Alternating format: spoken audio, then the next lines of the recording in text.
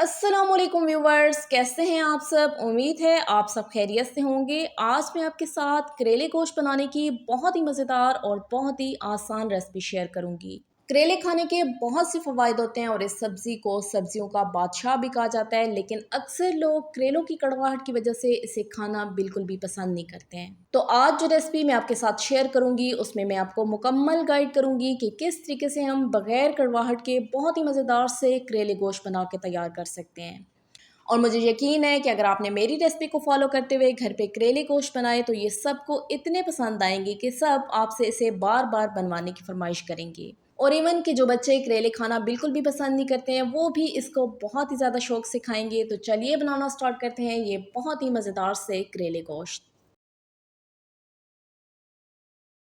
करेले गोश्त बनाने के लिए सबसे पहले यहाँ पे मैंने 250 ग्राम यानी कि 1 पाव फ्रेश वाले करेले ले लिए हैं। अब करेलों को मैंने अच्छे तरीके से धोने के बाद काट लिया था और उनके सारे बीज निकाल लिए थे। और उसके बाद मैंने इस तरीके से करेलों को छोटा छोटा काट लिया है। अब सबसे पहला काम जो आपने करना है वो इनकी कड़वाहट दूर करना है। तो उसके लिए मैं इसमें नमक शामिल कर देती हूँ। तो यहाँ पे मैं 1 टीस्पून भर के इसमें नमक शामिल कर देती हूँ।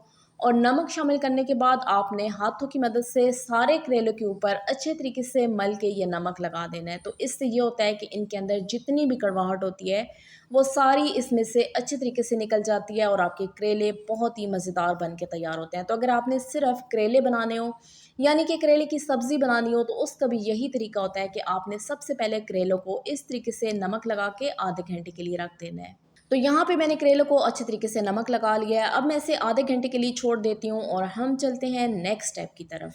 करेलों को नमक लगा के रखने के बाद अब सबसे पहले हम गोश्त को अच्छे तरीके से गला लेते हैं। तो उसके लिए यहाँ पे मैंने एक प्रेशर कुकर लिया है और सबसे पहले मैं इसमें गोश्त शामिल कर देती हूँ। तो यहाँ पे मैंने हाफ़ केजी बीफ लिया है। आप चाहें तो आप इसकी जगह मटन का भी इस्तेमाल कर सकते हैं। और इसके साथ-साथ मैं आपको बताती चलूँ कि यहाँ पे मैंने मिक्स गोश्त का इस्तेमाल किया है। आप चाहें तो आप इसी रेसिपी को बोनलेस के साथ भी बना सकते हैं। गोश्त शामिल करने के बाद अब मैं इसमें बारीक कटे हुए प्याज शामिल कर देती हूँ। तो यहाँ पे मैंने 3 अदद दरमियाने साइज़ के प्याज लिए थे और उनको छोटा-छोटा काट लिया था। इसके साथ ही मैं इसमें बारीक कटे हुए टमाटर भी शामिल कर देती हूँ। तो टमाटर भी यहाँ पे मैंने 3 अदद दरमियाने साइज़ के ही लिए थे। अब मैं इसमें 2 टेबल स्पून लहसुन अदरक का पेस्ट भी शामिल कर देती हूँ।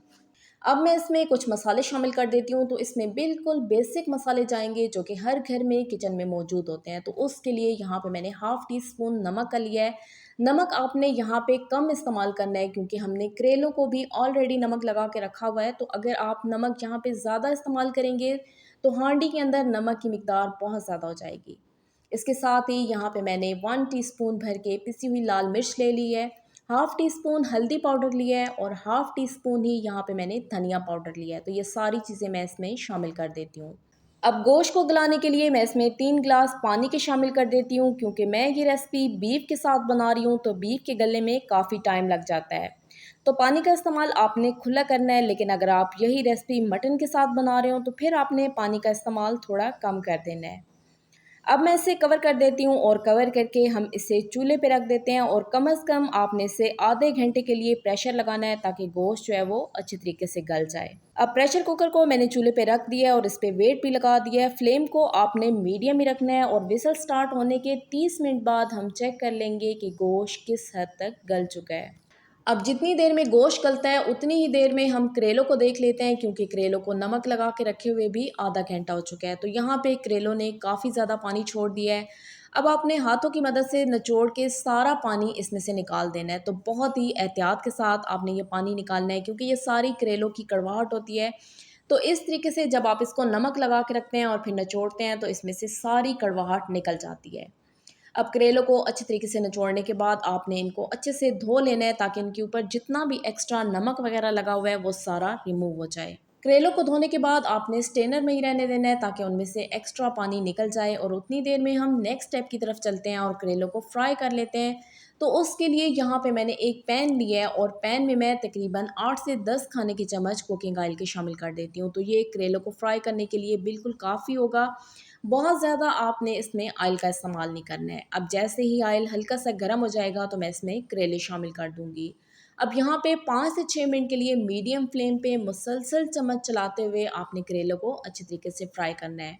बहुत से लोग यहाँ पे करेलों को गोल्डन ब्राउन कर देते हैं, तो गोल्डन ब्राउन आपने बिल्कुल भी नहीं करना है, बल्कि आपने हल्का सा इनको फ्राई करना है ताकि इनका कच्चापन ख़त्म हो जाए और ये थोड़े से क्रिस्पी हो जाएं। क्योंकि सब्जियों को बहुत ज़्यादा नहीं पकाया जाता है, उससे उनकी ग़िज़ाइयत भी ख़त्म हो जाती है और उनकी रंगत भी ख़त्म हो जाती है। तो यहाँ पे 5 से 6 मिनट के लिए मैं करेलों को मीडियम फ्लेम पे फ्राई कर लेती हूँ। करेलों को फ्राई करने के बाद आपने निकाल के साइड पे कर देना है और इसमें जो हमने कुकिंग ऑयल शामिल किया था उसको आपने ज़ाया नहीं करना है, क्योंकि इसी कुकिंग ऑयल को हम नेक्स्ट स्टेप में इसी हांडी के अंदर इस्तेमाल करेंगे। 5 से 6 मिनट के बाद अब करेले अच्छे तरीके से फ्राई हो चुके हैं। तो देखिए व्यूवर्स, आपने भी इनको इतना ही फ्राई करना है कि इन पे गोल्डन कलर भी ना आए और ये थोड़े से क्रिस्पी भी हो जाएं। अब हम चलते हैं नेक्स्ट स्टेप की तरफ और गोश्त को देख लेते हैं कि गोश्त किस हद तक गल चुका है, क्योंकि गोश्त को भी वेट लगे हुए अब 30 मिनट हो चुके हैं। गोश्त को मैंने चेक कर लिया, माशाल्लाह से ये अच्छे तरीके से गल चुका है और इसको गलाने के लिए मैंने इसमें जो पानी शामिल किया था वो भी अभी काफ़ी हद तक मौजूद है। तो अब हमने इस पानी को जल्दी से खुश्क करना है, तो उसके लिए मैं अब गोश्त को कढ़ाई में शामिल कर देती हूँ, एक खुले बर्तन में शामिल कर देती हूँ ताकि पानी जल्दी से खुश्क हो जाए और गोश्त मज़ीद बिखरे ना। अब पानी को खुश्क करने के लिए यहाँ पे आपने फ्लेम को हाई कर देना है ताकि पानी जल्दी से खुश्क हो जाए। 5 से 6 मिनट पकने के बाद अब गोश्त का पानी अच्छे तरीके से खुश्क हो चुका है, तो अब मैं इसमें कुकिंग ऑयल शामिल कर देती हूँ।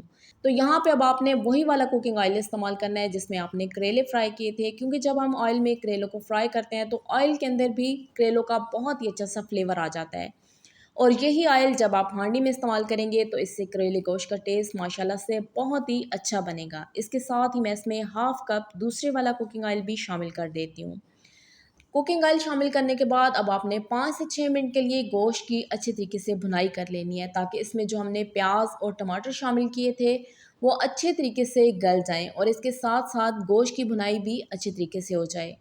अब यहाँ पे अगर आपको ज़रूरत महसूस हो कि गोश्त नीचे से लग रहा है तो आप इसमें थोड़ा थोड़ा करके पानी शामिल करते जाएं। इससे गोश्त की भुनाई भी अच्छी तरीके से हो जाएगी और वो नीचे से लगेगा भी बिल्कुल नहीं।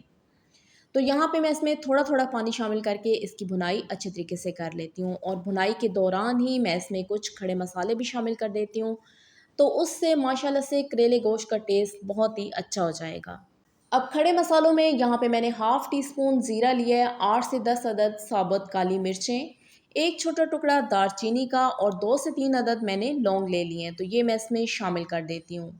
और ये सारी चीज़ें शामिल करने के बाद अब आपने इतने अच्छे तरीके से गोश्त की भुनाई करनी है कि इसमें से ऑयल मुकम्मल तौर पे सेपरेट हो जाए और गोश्त की भुनाई की यही निशानी होती है कि उसमें से ऑयल मुकम्मल तौर पे सेपरेट हो जाता है और प्याज टमाटर भी इसमें अच्छे से मिक्स हो जाते हैं।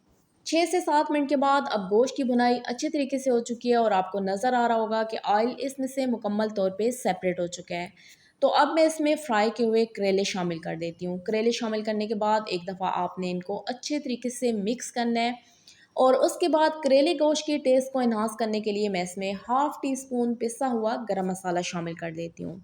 और इसके बाद करेले गोश्त के लुक और टेस्ट को एनहांस करने के लिए मैं इसके ऊपर बारीक कटा हुआ हरा धनिया और हरी मिर्चें शामिल कर देती हूँ। तो माशाल्लाह से ये हमारा बहुत ही मज़ेदार करेले गोश्त बन के तैयार हो चुका है। आपने इस रेसिपी को घर पे ज़रूर ट्राई करना है और मुझे फीडबैक में लाज़मी बताना है कि आपको मेरी करेले गोश्त की ये रेसिपी कैसी लगी। तो देखिए व्यूवर्स, माशाल्लाह से ये हमारा बहुत ही मज़ेदार करेले गोश्त बन के तैयार हो चुका है। अभी हम इसको डिश आउट कर लेते हैं। अगर आपको मेरी ये करेले गोश्त की रेसिपी अच्छी लगी हो तो वीडियो को लाइक और शेयर ज़रूर करें। मेरे चैनल पे नए हैं तो चैनल को सब्सक्राइब करना मत भूलिएगा। आपकी सपोर्ट मेरे लिए बेहद कीमती है। तो देखिए व्यूवर्स, ये है हमारे करेले गोश्त की फाइनल लुक। माशाल्लाह से ये बहुत ही मज़ेदार बन के तैयार हुए हैं। तो अगर आपके घर में भी बच्चे और बड़े करेले खाना पसंद नहीं करते हैं तो एक दफ़ा आप इस रेसिपी को घर पे ज़रूर ट्राई करें और इस तरीके से उनको करेले गोश्त बना के खिलाएं। इंशाल्लाह ये सबको बहुत ज़्यादा पसंद आएंगे और सब इसको बहुत शौक से खाएंगे। दुआओं में याद रखिएगा। मिलते हैं एक नई रेसिपी के साथ, तब तक के लिए शुक्रिया। अल्लाह हाफिज़।